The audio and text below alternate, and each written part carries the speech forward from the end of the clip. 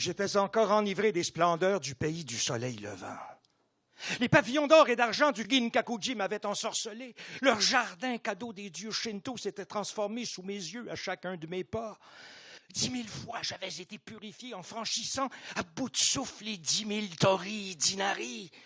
À Nikko, le Toshogu, à la gloire du shogun Tokugawa Ieyasu, m'avait rappelé que l'histoire des rois de l'Occident n'est pas l'histoire de l'humanité ni même de la civilisation, mais seulement l'histoire de l'Occident. Le mont Fuji impérial avait fracassé le hublot du Shinkansen. Sa crête blanche, découpée dans l'azur d'un ciel pur, évoquait la force tranquille et la sagesse éternelle. Et voilà que je marchais sur une rue vibrante, au cœur d'une cité vibrante, et pourtant je sentais monter un tsunami d'émotions, un tsunami irrépressible. Au coin d'une rue, il était là.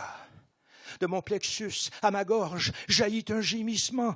Oh, venu du fond de mes âges, lourd, oppressant. J'étais devant le dôme d'Hiroshima, ultime étape de mon odyssée au pays de mon frère Takeo. Le Parthénon d'Athènes, le Colisée à Rome, le Sphinx de Gizeh, les forteresses de Vauban ont subi les outrages du temps. Il a fallu seulement quelques secondes pour que la plus tragique des ruines de notre monde apparaisse. 6 août 1945, 8h15 le matin, les feux de l'enfer s'abattent à 160 mètres du bâtiment. 70 000 morts pulvérisés sur le coup, des milliers de blessés, brûlés sur tout leur corps, des milliers d'autres, surtout des enfants mourront de cancer dans les années qui suivront. Ne resta debout que le dôme. Implacable cerbère de l'histoire, intransigeant gardien de la mémoire. Je me sentais si petit, impuissant, insignifiant. J'avais besoin d'apaiser mon âme, de calmer ma douleur, une tristesse incommensurable. Devant une grosse pierre, un homme et une femme se recueillaient. Devant cette pierre, ultime hommage aux victimes.